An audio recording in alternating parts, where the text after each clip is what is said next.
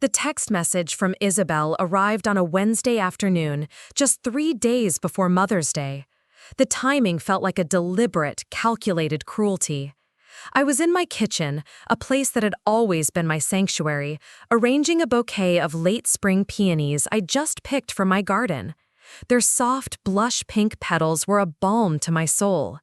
The air smelled of damp earth and sweet florals, a scent that usually calmed the restless corners of my mind. My phone, sitting on the granite countertop, chimed with a sound that shattered the quiet peace.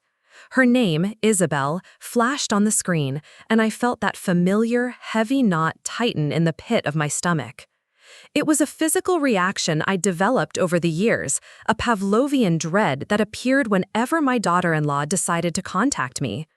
I wiped my damp hands on my apron, my heart thumping a slow, heavy rhythm against my ribs. I read the message once, then twice, my mind struggling to process the cold, sterile words. Catherine, Michael and I have decided to keep Mother's Day intimate this year, just immediate family. Hope you understand. Immediate family, the two words sliced through me with the precision of a surgeon's scalpel, clinical and devastating. After 5 years of her marriage to my son, my only child, Isabelle still didn't consider me immediate family. It was a rejection so profound, so absolute, that it stole the air from my lungs. I set my phone down, my fingers trembling so badly I almost dropped it. I gripped the cool edge of the counter, anchoring myself as the room seemed to tilt slightly on its axis. I tried to steady my breathing, inhaling the scent of the peonies, but they offered no comfort now. Their beauty seemed to mock the ugliness of the message on the screen. For 3 long years, I had been helping them. 3 years of writing a check for $600 on the first of every month, money that went directly toward their mortgage payment. It was a significant stretch for me, a dip into the retirement savings I had so carefully accumulated. But it was money I gave gladly, without a second thought, because it was for Michael. It was to help them build a foundation, to give my son the secure start in life I had always dreamed of providing for him. It was supposed to be an act of love, a thread that connected us, not a transaction that would be so casually disregarded. Just then, my phone rang. Michael. My heart leaped with a sliver of hope that was almost immediately extinguished by dread. He was calling to smooth things over, which meant Isabelle was right there, feeding him his lines. "Mom," he started, and his voice had that strained, careful quality it always did when she was nearby. It was the voice of a man walking on eggshells. "Did you get Isabelle's message?" I fought to keep my own voice even, to betray none of the raw hurt that was clawing at my throat. "Yes, Michael, I did. I was just wondering what immediate family means, if not your mother." There was a pause. On the other end of the line, I could hear the distinct sound of him covering the phone's receiver, his voice a low, urgent murmur. He was talking to her, of course. He was getting his script. When he came back on the line, his tone was firmer, less his own. "Isabelle's parents are coming over. We just thought it would be nice to have the 4 of us this year." The betrayal stung, sharper and deeper than I could have anticipated. It was one thing to be excluded, another to be so easily replaced. "I see," I said, my voice dangerously quiet. "So I am not considered immediate family, but her parents are?" "Mom, please don't make this difficult," Michael sighed, and the sound was so full of exhaustion. He was tired of being caught in the middle, but he had chosen his side. We think, it would be better this way. You and she have been a little tense lately." Tense. What a ridiculously polite and inadequate word for the way Isabelle treated me. Tense didn't describe the way her eyes would glaze over and roll toward the ceiling whenever I shared a story. It didn't cover the half-dozen times I'd been accidentally left off of family email chains about holidays and birthdays. It certainly didn't capture the sting of her backhanded compliments about my clothes, my hair, my opinions on everything from politics to potting soil. She had been chipping away at my place in Michael's life for years, and now, it seemed, she was ready to deliver the final blow. The next question slipped out of my mouth before I could stop it, born of pure, unadulterated pain. Will you still be needing the mortgage check this month? Of course, Michael responded, the answer coming far too quickly, without a hint of shame. Why wouldn't we? I closed my eyes, picturing his face, searching for the boy I raised and finding only the man his wife had shaped. I felt something inside me, something that had been holding on for years, finally break. Just checking, I said, my voice hollow. I'll put it in the mail tomorrow. After we hung up, I sank into a chair at my kitchen table, my gaze fixed on the check I had already written out. It lay there on the table, a stark white rectangle of my own sacrifice. 3 years of checks. 3 years of Sunday dinner invitations that were almost always met with a last-minute excuse. 3 years of thoughtful birthday and Christmas gifts, acknowledged only with a perfunctory, obligatory text message. It was 3 years of me trying, and 3 years of watching Isabelle methodically and relentlessly erase me from my own son's life. That evening, as I was washing my dinner dishes, my hands submerged in the warm, soapy water, the phone chimed again. Another text from Isabelle. A part of me didn't want to look, wanting only to finish my chore, climb into bed, and pull the covers over my head until the whole miserable weekend had passed. But another, more masochistic part of me needed to know. I dried my hands and picked up the phone. The message was a masterclass in passive aggression. Just so you know, we're having a proper Mother's Day celebration with my mom. I hope you're not too upset about our decision. It's just that Michael and I feel more comfortable this way. You can sometimes be a bit overwhelming. Overwhelming. The word echoed in the silent kitchen, a final poisoned dart. It landed and burned. Tears, hot and stinging, sprang to my eyes. Was that what I was? Overwhelming? Was it overwhelming to call my son once a week just to hear his voice? Was it overwhelming to remember his birthday, to send a gift on his anniversary, to want to be a part of the life of the child I had raised? Was a mother's love in its purest form an overwhelming burden to him? I thought of all the times I had bit my tongue, all the moments I had swallowed my hurt to keep the peace. I thought of the countless ways I had tried to connect with Isabelle, complimenting her home, asking about her work, bringing gifts for them both, only to be met with a cool, dismissive indifference. And now, my love, my very presence, was being framed as a flaw, a suffocating force that they needed to escape. My love was the problem. I was the problem. I picked up the mortgage check from the table again, the one I had planned to mail in the morning. I ran my thumb along the crisp edge, staring at my own signature next to the printed name of the bank. My hand was steady now. The trembling had stopped, the sadness replaced by a cold, hard clarity that felt like a splash of icy water to the face. I had been so focused on their comfort, on making things easy for them, that I had completely neglected my own. I had allowed myself to be treated as a convenience, a bank account with a heartbeat. And this was the result.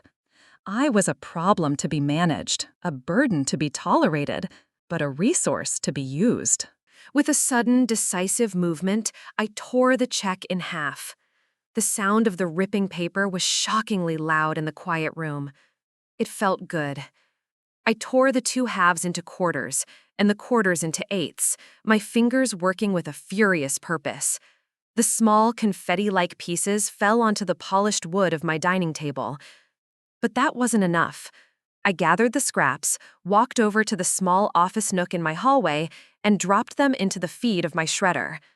I pressed the button and watched with grim satisfaction as the machine whirred to life, its metal teeth pulling the pieces in and spitting them out as unrecognizable pulp. My hands still shook, but it was not from sadness or fear anymore. It was from resolve.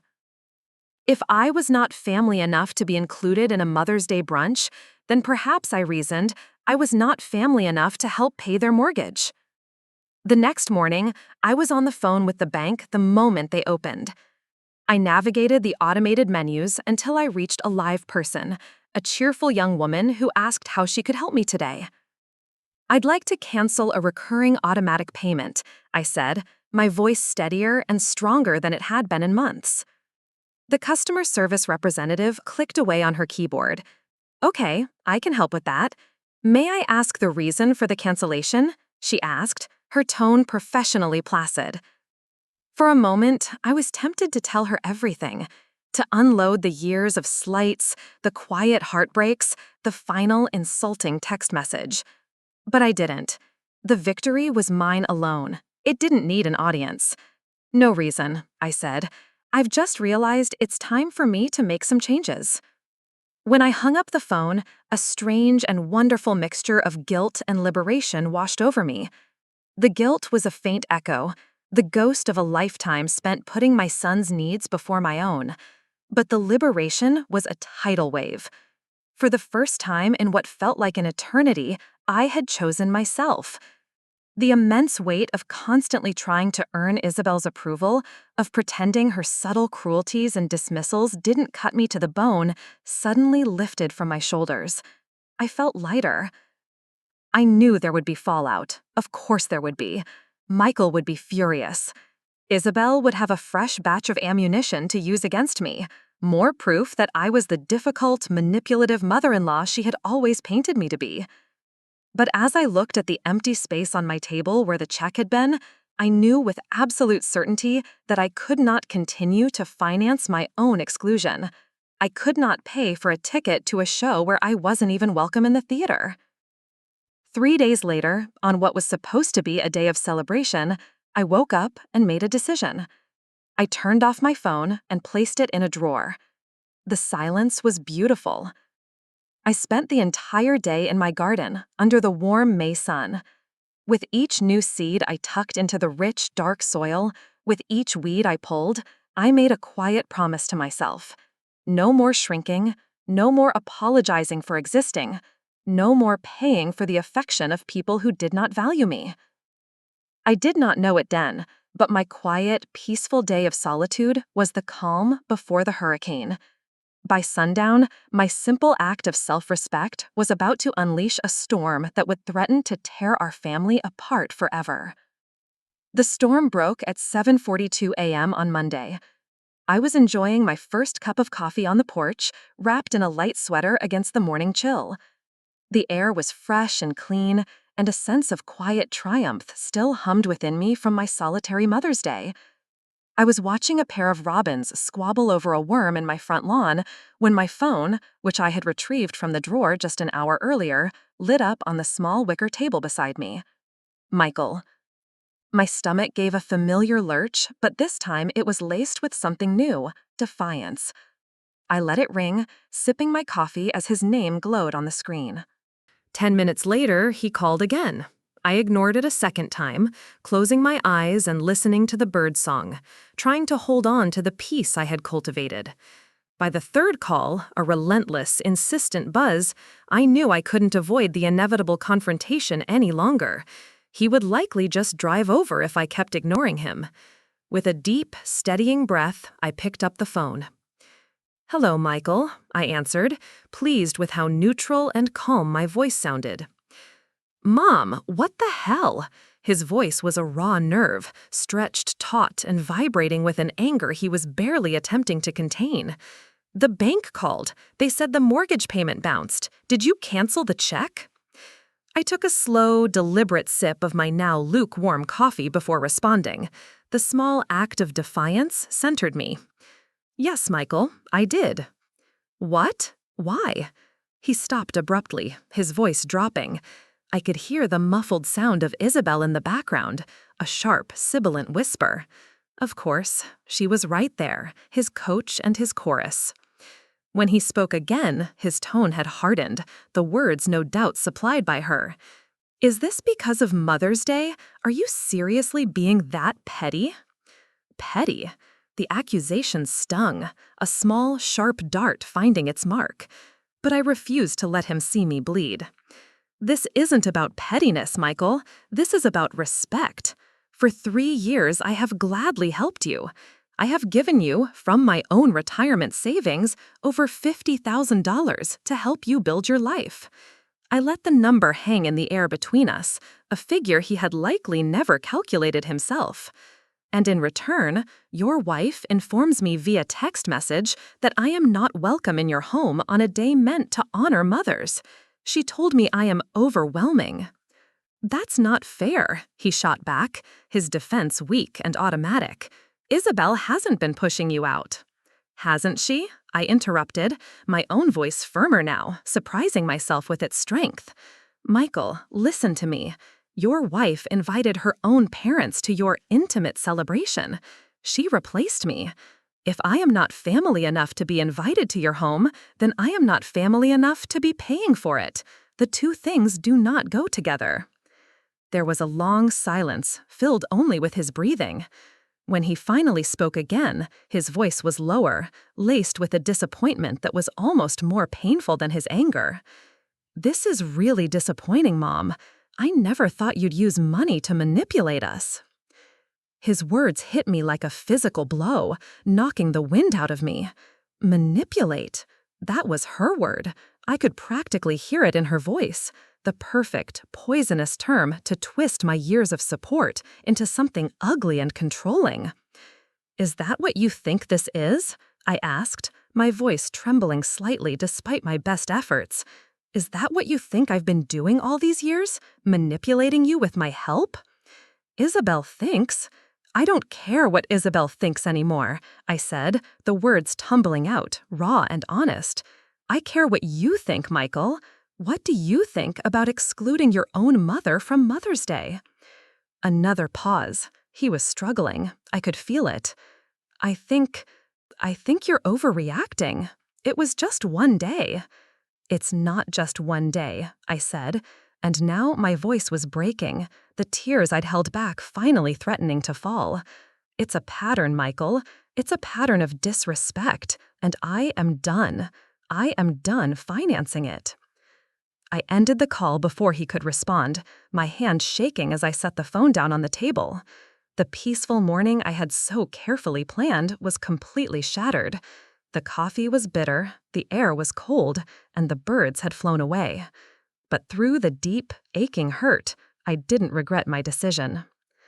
By noon, the text messages began their assault. The phone buzzed relentlessly on my counter. The first was from Isabelle. Real mature, Catherine. Using money as a weapon just proves why we wanted space from you in the first place. The second, also from Isabelle, was an attempt to paint me as the villain. Michael is devastated by your behavior. Is this really the kind of mother you want to be? Then one from my son. Mom, please call me back. We need to fix this. I didn't respond to any of them. Instead, I went back into my garden, sinking my hands into the soil, desperate to lose myself in the simple, honest rhythm of digging and planting. But the peace I sought eluded me. Her words and Michael's echoed in my head. Petty, manipulative, overreacting. Around 3 in the afternoon, my doorbell rang, a sharp, demanding chime. My heart leapt into my throat. I crept to the door and peered through the peephole. It was them. Michael and Isabelle stood on my porch, a united front of fury. He looked exhausted and tormented. She looked like a thundercloud about to burst. Taking a deep, fortifying breath, I unlocked and opened the door. We need to talk, Michael said immediately, brushing past me into the entryway without waiting for an invitation. Isabelle followed, her sharp eyes scanning my small, tidy living room with a look of thinly veiled disdain, as if she were inspecting it for flaws. Yes, we do, I agreed, closing the door and turning to face them, my home suddenly feeling like contested territory, my territory. Would you like some tea? We don't want tea, Isabelle snapped, her voice as sharp as broken glass. We want an explanation, and we want you to call the bank and fix this mess you've created. I didn't look at her. I looked at my son, at this angry man standing in my living room. I searched his face for any sign of the boy I'd raised, the sweet child who once brought me handfuls of dandelions and called them flowers. The grieving teenager who held my hand at his father's funeral and promised we would always take care of each other. In that moment, all I saw was a stranger who couldn't even meet my eyes. "I have already explained my position," I said, my voice calm and even, a stark contrast to Isabelle's barely contained hysteria. I looked directly at my son, even though he refused to meet my gaze.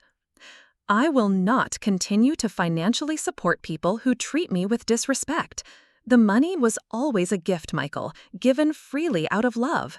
But a gift cannot be demanded, and it certainly cannot be expected in the absence of basic kindness and inclusion." "This isn't about respect," Isabelle's voice rose, sharp and grating.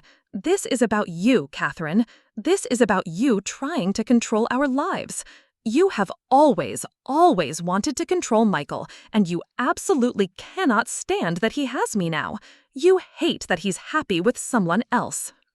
The accusation was so wildly untrue that for a moment I was speechless. "That's not true," I finally said, keeping my voice level despite the anger that was beginning to bubble deep inside me. This was her strategy, to escalate, to create a fiction so outrageous that any denial would sound weak. "I have never tried to control either of you. I was happy when Michael met you. All I have ever wanted was to be treated with a measure of courtesy. All I wanted was to be considered part of my son's family." "You call barging into our lives and criticizing everything I do basic courtesy?" Isabelle shot back with a derisive laugh. I blinked, genuinely confused by her line of attack. The accusations were so baseless, so far from reality. "When have I ever criticized you, Isabelle?" "Oh, please," she scoffed, waving a dismissive hand. "You do it all the time. It's the way you look at our house when you visit, like you're searching for dust. It's how you always ask about our finances, like you don't trust us to manage our own money. And your comments about my cooking." She trailed off, shaking her head as if the memory were simply too painful to recount. This was complete fantasy. I prided myself on never offering unsolicited advice. "I have never said a single negative word about your cooking," I protested, my voice firm. "In fact, I have always made a point to compliment it." "You don't have to say it," she insisted, her voice rising again. "It's your expression. It's the way you pick at your food, the way you push it around the plate. I see you. Everyone sees you." My head was spinning. This was madness. I turned to Michael, my last hope, my heart aching with a desperate need for him to see the truth, to inject some sanity into this bizarre theatrical performance. "Michael," I pleaded, my voice soft, "you know that's not true. You've been there. Tell her. You know I would never." He shifted uncomfortably on his feet, his eyes darting from me to his wife and back to the floor. He cleared his throat. "Mom, you can be a little critical sometimes." The words, spoken so hesitantly, landed like stones in my stomach. "Maybe not directly," he continued, unable to look at me, his words trailing off into a mumble. "But the looks you give, sometimes it feels like you're judging." A profound and terrifying chill settled over me, colder than any winter wind. It was the chill of a door slamming shut in my face. This was what she had done. It wasn't a single act of cruelty over a holiday weekend. It was a slow, methodical campaign of poison. She had taken every innocent glance, every quiet moment, every well-intentioned question, and had twisted it, reframing my actions and my very character, until even my own son saw me as the villain in their story. I wasn't just fighting with Isabelle. I was fighting with the monstrous caricature of me that she had painstakingly built in Michael's mind. And in that moment, I knew with a terrible certainty that it was a battle I could not win. My anger evaporated, replaced by a quiet, hollow sense of defeat. "I think you should both leave," I said, the words barely a whisper, but carrying an undeniable weight of finality. Isabelle looked stunned, as if she couldn't believe I wasn't begging for their forgiveness.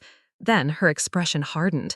"We are not leaving until you agree to call the bank and reinstate the mortgage payment," she demanded, crossing her arms over her chest. I looked at her, really looked at her then, and it was like a veil had been lifted. I saw the subtle manipulation, the way she positioned herself as a perpetual victim, the calculated and relentless effort she had made to isolate Michael from the one person who had loved him his entire life. I saw everything clearly. "No," I said. The single word was quiet, but it was the loudest sound in the room. It carried the weight of 3 years of silent acquiescence, 3 years of swallowing my pain, 3 years of funding my own heartbreak.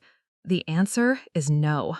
"You will regret this," Isabelle hissed, her mask of civility gone, replaced by pure, unadulterated venom. She grabbed her purse from the chair. "Come on, Michael, she's made her choice." Michael hesitated for a fraction of a second, his face a canvas of conflict and misery. He looked torn. "Mom, please," he said, his voice pleading. "We can work this out." "Yes, we can," I agreed, my own voice finding a new strength. "Fine," he said finally, his shoulders slumping in defeat as he turned to follow his wife to the door. "Have it your way." He didn't look back. As they left, Isabelle made sure the front door slammed behind them with enough force to rattle the pictures on the wall. The sound echoed in the sudden, deafening silence of my living room. I stood there, motionless, expecting the tears to come, expecting to collapse, but they didn't. Instead, I felt a strange, unsettling calm settle over me. The worst had happened. My son had chosen his wife and her lies over me. What I didn't know then, standing in the ringing silence of my living room, was that the real battle was only just beginning. The confrontation had been a private skirmish.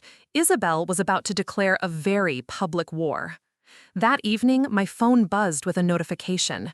For a moment, I thought it was another angry text from Michael, but the message was from my sister Susan. She had tagged me in a Facebook post. My blood ran cold. Susan rarely used social media for anything more than sharing pictures of her grandchildren or recipes for bundt cake. With trembling fingers, I opened the app. And there it was, a lengthy, beautifully crafted message from Isabelle, posted for our entire extended family and circle of mutual friends to see. It was a masterwork of manipulation, painting her as the tragic victim and me as the cruel, unhinged villain. It began with a picture of her and Michael, a lovely, smiling photo from their wedding day.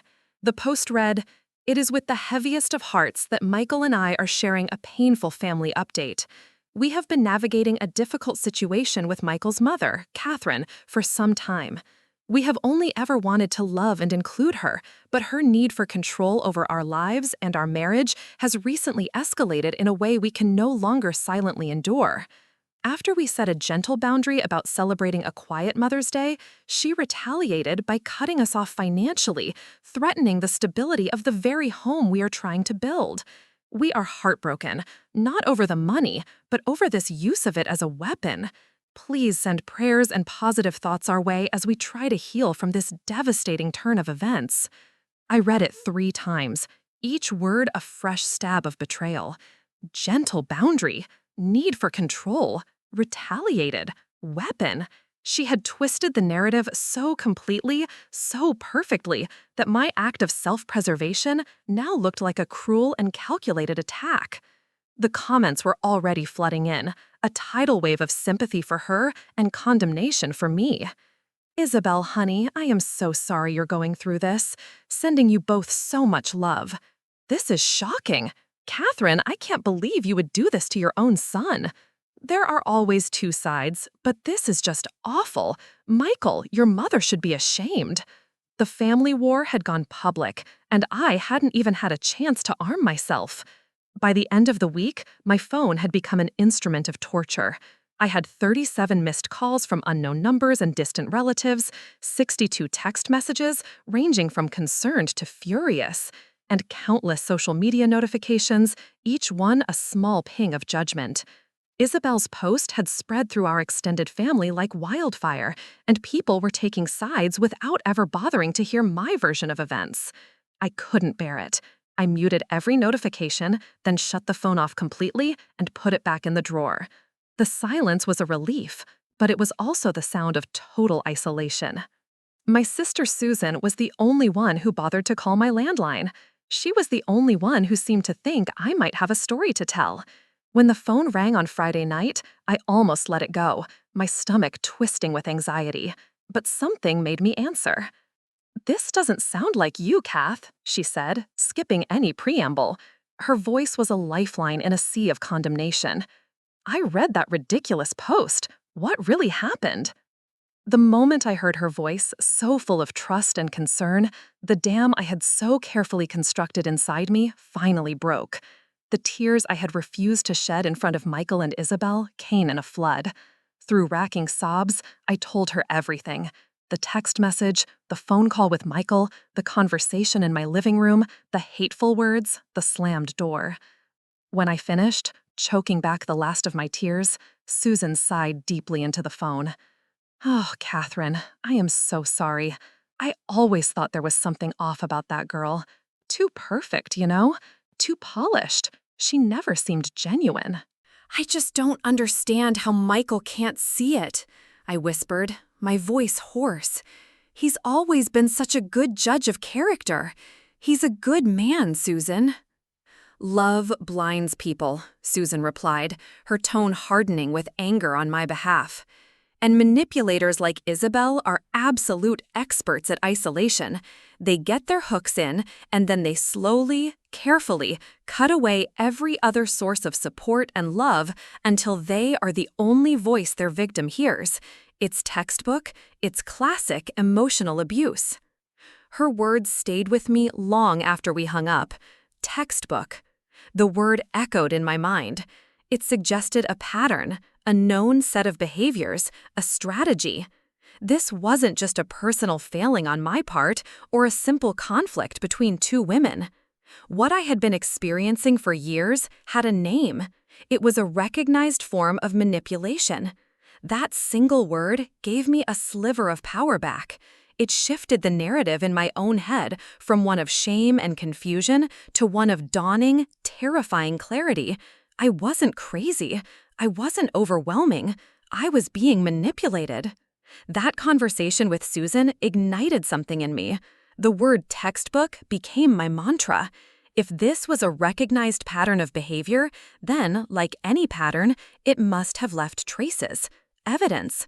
The thought shifted something fundamental within me. The fog of grief and confusion began to burn away, replaced by the clear, sharp focus of purpose. I was no longer just a victim of Isabelle's war. I was going to become an investigator. On Saturday morning, I marched up to the attic, a space I usually avoided, and began pulling down heavy, dust-covered boxes. They were filled with the artifacts of a life I thought I understood. Photo albums, stacks of holiday cards, folders of old emails I had printed out for reasons I couldn't remember, but for which I was now profoundly grateful. I spread everything across my living room floor, turning the room into a headquarters for my investigation. I was creating a timeline of my own life, searching for the precise moments where the color had begun to fade. The change was subtle at first, almost imperceptible. In the first year after Michael started dating Isabelle, the evidence of our close relationship was abundant. Photos showed him calling me several times a week. Holiday cards were signed with his familiar, sprawling handwriting, "Love you always, Mom." He brought Isabelle to family gatherings, and while she was never what I would call warm, she was polite. She smiled for the cameras. Then came the engagement. The tenor of the relationship shifted. The calls from Michael became less frequent, often feeling rushed. The regular Sunday dinners dwindled to once a month, then only to special occasions. I found a Christmas card from 3 years ago, the first one after they were married. The message was still loving, but the handwriting was Isabelle's, neat, perfect cursive. "Michael and I are so blessed to have your support. Love, Isabelle and Michael." My son hadn't even signed his own name. It was the same year they first asked for help with the mortgage, claiming they were struggling to make ends meet and just needed a little help to get on their feet. Next, I pulled out my financial records, my checkbook registers, and bank statements from the last 3 years. The evidence there was stark and undeniable. There was the $600 mortgage payment, every single month without fail. But there were other things I had almost forgotten, small kindnesses I had offered without a second thought. An $800 check to cover a major car repair, over $1,000 to pay their property taxes one year when they claimed they were short. help with a surprisingly high utility bill. As I stared at the numbers, a sick feeling churned in my stomach. I thought about Isabelle's social media. While I had been dipping into my retirement fund, she had been posting photos of their weekend trip to the Berkshires, the two of them clinking wine glasses with a mountain vista behind them. She had posted a picture of their living room, proudly showing off a new, expensive-looking sofa. There was a selfie of her in her car, where a brand-new designer handbag was strategically placed on the passenger seat. At the time, I'd seen those posts and felt a flicker of unease, but I had immediately dismissed it. They're young, I'd told myself. They're just enjoying life. I want Michael to have the things I couldn't always give him. Now, looking at my financial records laid out next to the timeline of their life, I saw my generosity not as a gift, but as a resource that had been systematically exploited. My landline phone rang, the sound jarring me from my thoughts. It was an unknown number. Against my better judgment, my heart pounding, I answered. "Catherine, it's Sophie, Isabelle's sister." I stiffened, my entire body going on high alert. I had only met Sophie a handful of times at family functions. She had always seemed quiet and uncomfortable, lingering on the periphery of conversations, especially when Isabelle was holding court. "Sophie," I said cautiously, "how did you get my number?" "From an old family contact list," she said, her voice a nervous rush.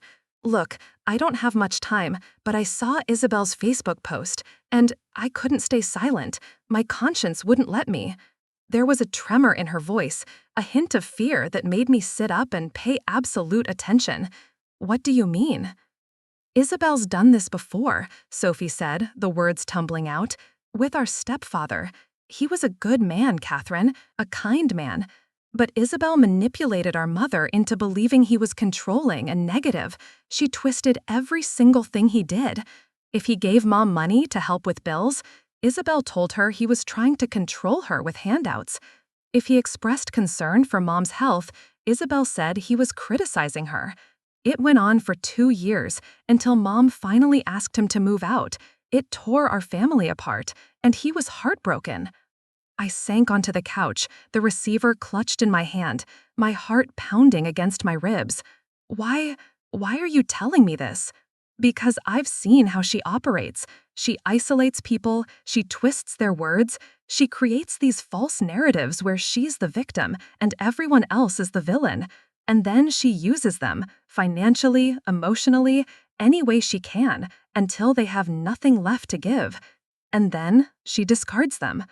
My mind raced back through the years, to all the subtle comments, the misunderstood conversations, the times Michael had seemed hurt or angry with me over something I couldn't recall saying or doing. "There's more," Sophie continued, her voice dropping to an urgent whisper. "Did you know that 3 months ago, Michael was planning a surprise anniversary party for the two of you, for your wedding anniversary with his late father?" My throat tightened. "What? No." "He asked me to help. He was so excited. He wanted to fill the house with your favorite flowers and cook all your favorite foods. Then, a week later, it was suddenly canceled. Isabelle told everyone, including Michael, that she had called you to float the idea, and that you had declined the invitation. She told him you said you were too busy and that you weren't interested in celebrating with them." Tears burned my eyes as the final, most painful pieces of the puzzle fell into place. "I never received an invitation," I whispered. "I know," Sophie said softly, "because there never was one. She made it all up." "Why would she do this?" I asked, though I already knew the answer. "Control," Sophie said simply, "and your money. That has to be a big part of it. Michael mentioned once that you helped them with their mortgage. It all makes sense now. She did the same thing with our stepfather." We talked for another 20 minutes, Sophie filling in gaps in a story I was only just beginning to understand. When we finally hung up, I sat for a long time among the scattered evidence of years of calculated deception, my mind reeling. I hadn't canceled that check out of pettiness. Some deep, primal instinct inside of me had sensed what was happening all along. It had recognized the predator, and it had finally fought back. Just as I finished processing the enormity of Sophie's revelations, my phone buzzed on the couch beside me. The sound made me jump. I picked it up to see a new message, not from an unknown number or an angry relative, but from Michael. My breath caught in my chest. "Mom, we need to talk, just you and me, please." My mind, still reeling from the conversation with Sophie, was thrown into a fresh wave of turmoil. Hope, fierce and treacherous, surged through me. Just you and me? The words were a lifeline, a suggestion that perhaps he was trying to break free from Isabelle's suffocating orbit. But it was the final word, please, that truly undid me. It was the plea of the little boy I had raised, not the cold recitation of the man who had stood in my living room just days before. But then dread washed over me, cold and pragmatic. Was this real?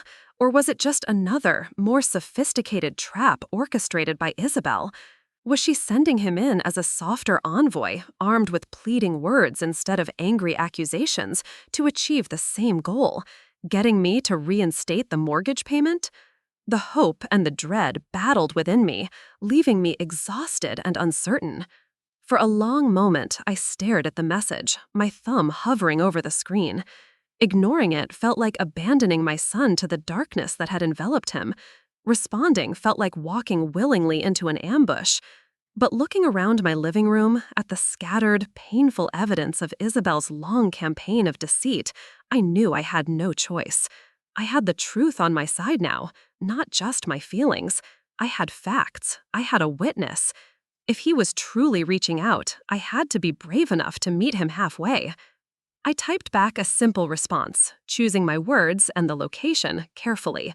I would not meet him on his turf or on neutral ground. He would come here, to the home where he grew up, a place filled with memories that predated her influence. Tomorrow, my house, 2 p.m.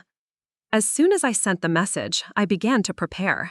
This was not going to be another conversation where I could be dismissed as emotional or overreacting. This would be a presentation of facts.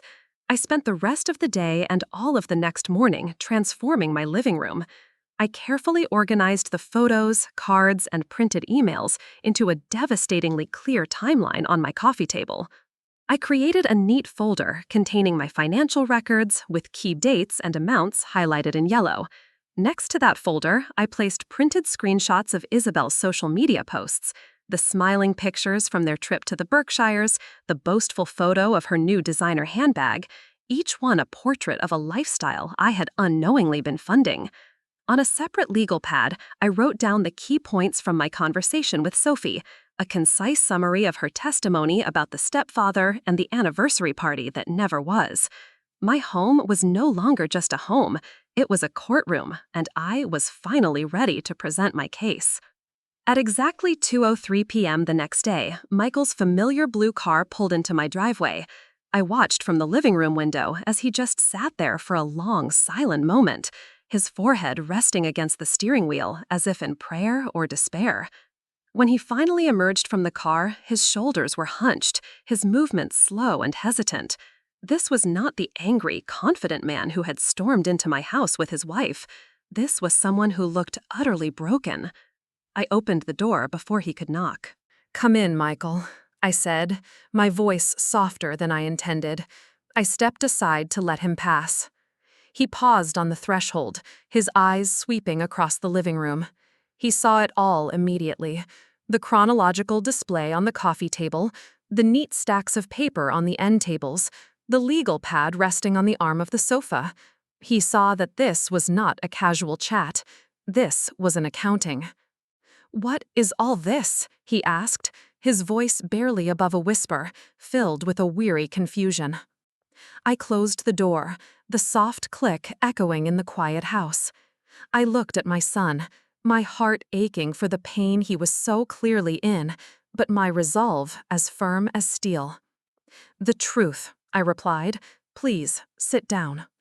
He lowered himself onto the edge of the couch, looking utterly lost, like a visitor in the home where he'd taken his first steps. I saw the dark circles under his eyes, the deep lines of stress etched around his mouth, the rumpled state of his shirt. This was a man buckling under an immense weight, and for a fleeting moment, my resolve softened. The instinct to soothe my child's pain is a current that runs deeper than any wound. "Would you like some coffee?" I offered, my voice falling back on the familiar rituals of hospitality to ease the crushing tension in the room. He just shook his head, his eyes still fixed on the papers spread across the coffee table. "Mom, I need to understand. Why did you cancel the mortgage payment? We're struggling. The bank is threatening to report it on our credit. This is a huge mess." I met his gaze, my voice gentle but firm, cutting through his panic to the heart of the matter. "Are you really struggling, Michael?" I picked up the first folder from the table and handed it to him. "Because according to this, your life looks anything but difficult." He opened it and began flipping through the printed pages from Isabelle's Instagram account. His brow furrowed as he saw the evidence of his own life presented back to him.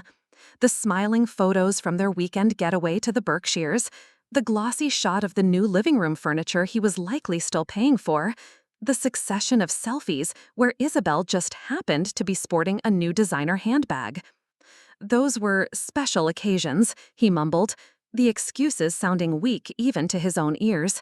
"The trip was a work thing for Isabelle, mostly. The furniture, it was on a huge sale." "And these?" I said, handing him the second folder, my financial records. 3 years of my support, itemized and dated. "This is the check I wrote to cover your property taxes because you were short. It's dated the Tuesday before you left for the Berkshires. And this," I pointed to another line, "is the month Isabelle got that new gray handbag. It's the same month I had to pay for your car insurance because you said you were tapped out. And here, and here, and here." I pointed to each of the 36 mortgage payments, a relentless chronicle of my sacrifice. Michael set the papers down on the couch beside him, the color draining from his face. He ran a hand through his messy hair. "It's not what you think, Mom. We had a plan. We were going to pay you back, eventually." A lump formed in my throat, but I swallowed it down.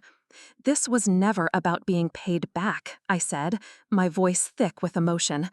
"It was about respect, Michael. It was about being treated like your mother, like family, not like a walking, talking ATM machine.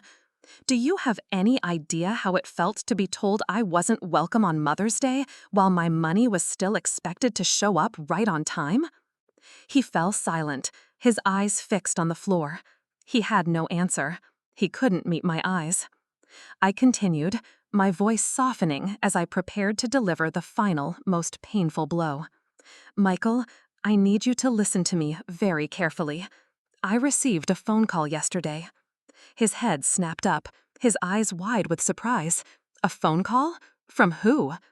"From Sophie," I said quietly, "Isabelle's sister." His expression shifted instantly from confusion to disbelief. "Sophie? Why in the world would she call you?" "Because she's seen this pattern before," I explained, recounting my conversation with his sister-in-law. I watched his face as I spoke, saw his expression morph from disbelief to confusion, and then to a dawning, horrified realization. I told him the story of Isabelle's stepfather, of how she had systematically poisoned her own mother's mind against him. But it was where I told him about the anniversary party that his composure finally shattered. "She told me that you can't be right," he muttered, shaking his head in denial. He looked pale, almost green. "That can't be right. Isabelle told me. She told me she called you herself. She said you were too busy to come, that you had a spa day planned with Susan and couldn't be bothered." The lie was so specific, so cruel. "I never received that call, Michael," I said gently, "and you know I haven't been to a spa in my entire life." He stood up abruptly, pacing the length of the living room like a caged animal. He stopped occasionally to stare down at a piece of evidence, the timeline of canceled plans, the record of his wife's spending, the notes I'd taken about Sophie's call. It was all there, an airtight case against the woman he loved. The air crackled with the sound of his world breaking apart. Finally, he sank back onto the couch, burying his face in his hands. A dry, ragged sob escaped his lips. "I've been such a fool," he choked out, his shoulders shaking. "Oh my God, Mom, I've been such an idiot." My heart broke for him. Despite everything, despite the years of hurt and exclusion, he was still my son. Seeing him in this much pain was almost unbearable. I moved to the couch and sat beside him, placing a tentative, gentle hand on his shoulder. "You are not a fool, Michael," I whispered, my own tears starting to fall. "You're a good man with a good heart. Manipulative people are incredibly skilled at what they do. They are experts at creating a world of lies. They isolate their targets, they rewrite narratives, they create division. It is not your fault that you fell into her trap." He looked up at me then, his eyes red-rimmed and filled with a shame that was devastating to witness. "But I believed her," he whispered, his voice cracking. "I believed her over my own mother, for years. How can you ever forgive me for that?" I squeezed his shoulder, my love for him washing away all the anger and resentment. "Oh, Michael," I said softly, "there is nothing to forgive. You loved her, you trusted her. That is what good people do." We sat in silence for several minutes, the afternoon sun slanting through the windows, illuminating the dust motes dancing in the air. The weight of years of unspoken truths and carefully constructed lies hung heavy between us. Finally, Michael lifted his head, wiping his eyes with the back of his hand. He looked older, wearier, but the frantic confusion in his eyes had been replaced by a quiet, somber clarity. "What happens now?" he asked, his voice steadier than before. It was the question I had been asking myself all night, the question that held the future of our family in its balance. Could our relationship ever truly be repaired? Could he find his way out of the labyrinth of Isabelle's manipulation? I chose my words with immense care, knowing that what I said next was critical. "That depends entirely, Michael," I began, my voice gentle. "I cannot and I will not tell you what to do about your marriage. That is your life, your decision, and I will respect it, whatever it is." He nodded slowly, listening intently. "But I can tell you what I am going to do," I continued, establishing the new foundation for our own relationship. "From this day forward, I am setting a boundary. I love you more than words can say, but I will not be financing your lifestyle anymore. The Bank of Mom is officially closed." Not because I'm angry, and not as a punishment, but because it's not healthy for either of us. Our relationship has to be built on love and respect, not on my financial support. He didn't flinch. He didn't argue. He simply nodded, a look of profound understanding on his face. "I understand, Mom," he said, his voice full of sincerity. "And I wouldn't ask that of you again. I am so sorry I ever put you in that position." He swallowed hard, his jaw tightening with a new resolve. "I need to talk to Isabelle. I have to confront her with what I know." A flash of fear, sharp and cold, went through me. I knew Isabelle's tactics when she felt she was winning. I was terrified of what she might do when she knew she had lost. "Be careful, Michael," I urged, my hand tightening on his arm. "When you corner a manipulator, when you expose their lies, they don't just surrender. They often become volatile. They lash out. They will say and do anything to regain control of the narrative and make themselves the victim." "What choice do I have?" he asked, his eyes so much like his father's, meeting mine. The shame was gone, replaced by a deep, resonant strength. "I can't continue living a lie. I can't unsee what you've shown me today." Before I could respond, his phone buzzed loudly on the coffee table. He glanced at the screen, and his expression hardened. "It's Isabelle," he said, his voice flat. He showed me the screen. The text message read, "I see you're still at your mother's house. What's going on?" "She's been tracking my location through my phone," he said, a look of disgust crossing his features. "She wants to know why I'm here." "What will you tell her?" I asked softly. Michael stood up, a new resolve squaring his shoulders and straightening his back. For the first time all afternoon, he looked like my son again, strong, confident, and sure of himself. "The truth," he said simply, "that I'm talking to my mother, that I've seen the evidence of her manipulation, that things are going to change. As if summoned by his defiance, his phone began to buzz again, more insistently this time. Then again, and again. She was calling now. He looked at the screen, at her name flashing over and over, then looked at me. "I should take this outside," he said.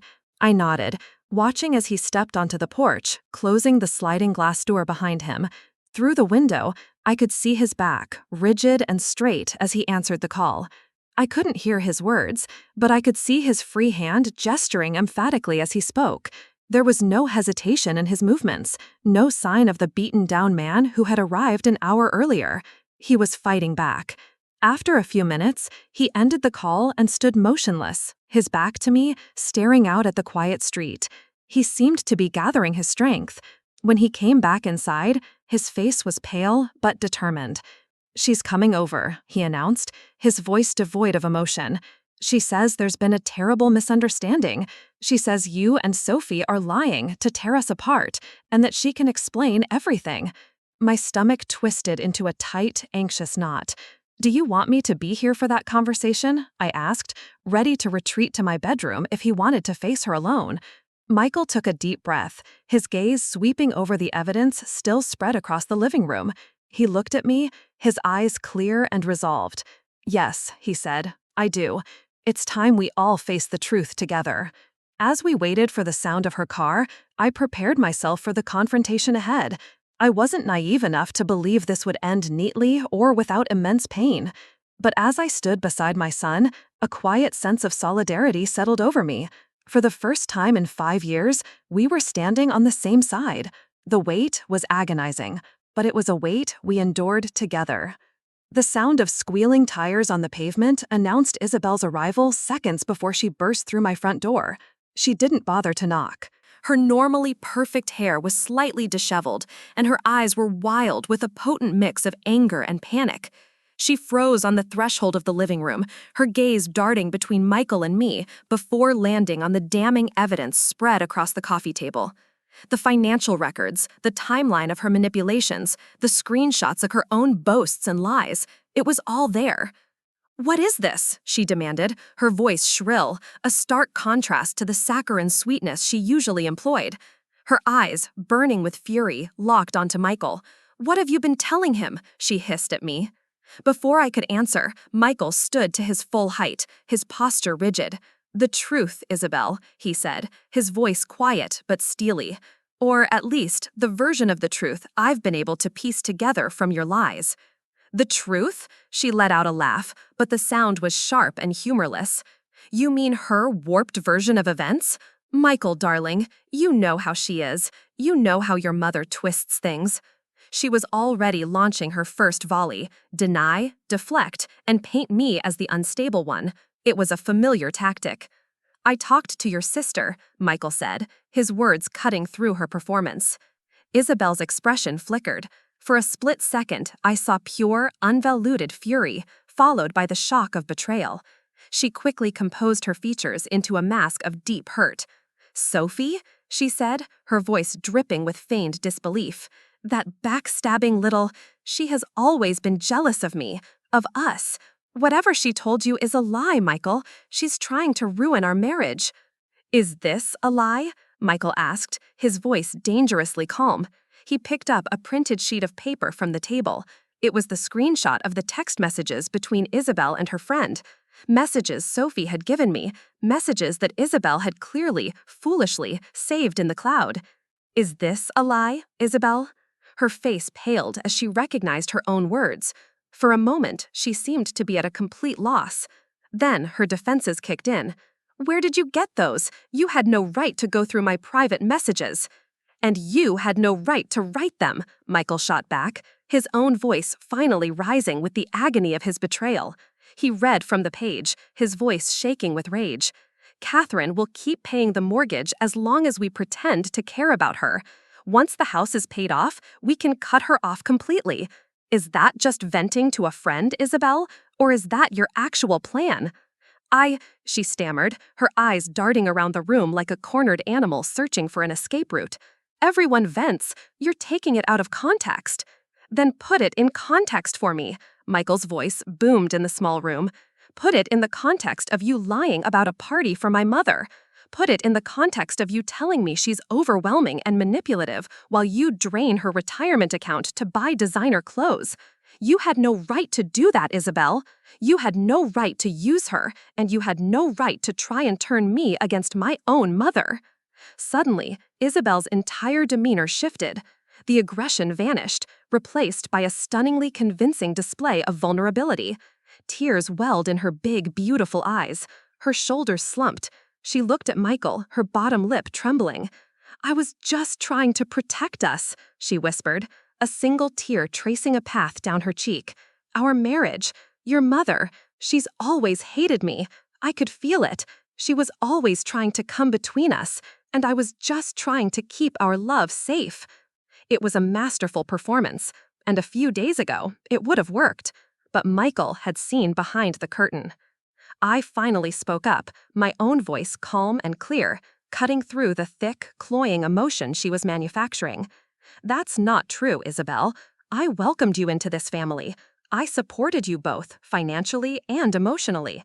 All I ever wanted was to be included in your lives." She rounded on me, the vulnerable act vanishing as quickly as it had appeared. "You think your money gives you the right to control us," she seethed, "to dictate how we live our lives?" "My mother never tried to control us," Michael interjected, his voice firm and protective. "She was helping us because we asked her to, because we told her we were struggling." "She canceled the mortgage payment," Isabelle snapped, pointing an accusing finger at me. "If that's not control, what is?" "It's a boundary," I said simply, the words landing with quiet finality. "It is a boundary that I should have set a very long time ago." Isabelle's face contorted with rage. She had played all her cards, and she had lost. The game was over. "You," she hissed at me, her eyes full of venom. "You have turned him against me. You and Sophie and all your pathetic, jealous lies." "No one needed to turn me against you, Isabelle," Michael said, his voice weary with a grief that was profound. "You did that all by yourself.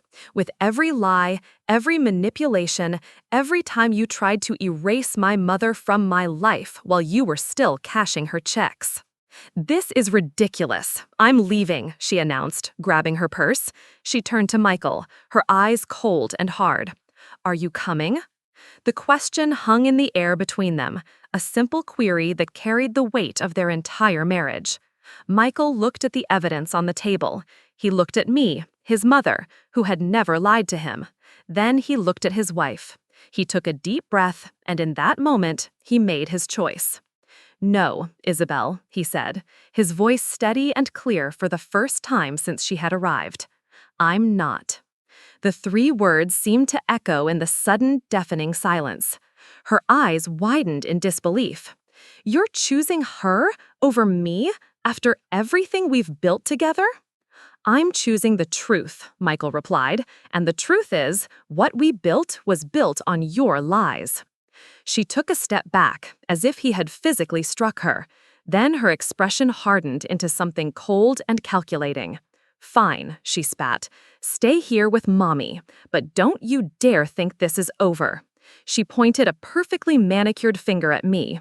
"And you will regret this for the rest of your life." With that, she stormed out of the house, slamming the door so hard that a picture frame on the wall rattled. The sound of her car starting and speeding away broke the heavy silence she left in her wake. The fight was over. Michael collapsed onto the couch, burying his face in his hands, his body racked with silent, shuddering sobs. "I can't believe it," he murmured into his hands. "I can't believe I didn't see it. All this time, it was right in front of me."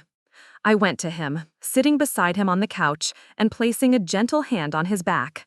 I didn't know what our future would hold, but I knew we would face it together. "Don't blame yourself," I said softly. "She's very good at what she does." He looked up, his eyes red-rimmed and lost. "What happens now?" It was a complicated question with no easy answer. "That's up to you," I said carefully. "But whatever you decide, I want you to know that I'm here for you." Even after everything? He asked, his voice choked with shame. After I believed her over you? After I let her push you away? You're my son, I said simply, my heart aching with love for the broken man beside me. That hasn't changed, and it never will. The next few weeks were a blur of legal consultations, painful phone calls, and emotionally exhausting decisions. Michael moved into my spare bedroom, the same room he'd grown up in, now filled with boxes of his belongings, hastily retrieved from the house he had shared with Isabelle. The first few days were surreal, a strange mix of grief for the life he was losing and a quiet comfort in having him home under my roof again. Isabelle, predictably, did not go quietly. When cornered, she did not retreat. She attacked. She refused to leave their house, claiming Michael had abandoned her. Her tactics swung wildly between tearful, pleading text messages begging for reconciliation and vicious social media posts attacking his character. 2 days after our final confrontation, I received a certified letter from a high-powered law firm formally accusing me of intentional infliction of emotional distress and tortious interference with contractual relations. My hands trembled as I read the absurd, threatening legal jargon, but I simply folded the letter, put it in an envelope, and forwarded it to the lawyer my sister Susan had recommended, without comment. A week later, Michael filed for legal separation. The very next day, Isabelle retaliated by emptying their entire joint bank account, leaving him with nothing but the clothes in his boxes and the car he drove. Through it all, I watched my son struggle to come to terms with the sheer scale of the deception that had defined the last 5 years of his life. Some days, he was filled with a white-hot anger, at Isabelle for her cruelty, at himself for his blindness, and occasionally, even a flicker of it was directed at me for not seeing the danger sooner and forcing the issue.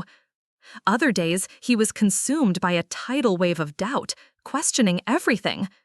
"Maybe I should just try to work it out," he said one evening, as we sat on the porch swing, the air thick with the scent of jasmine.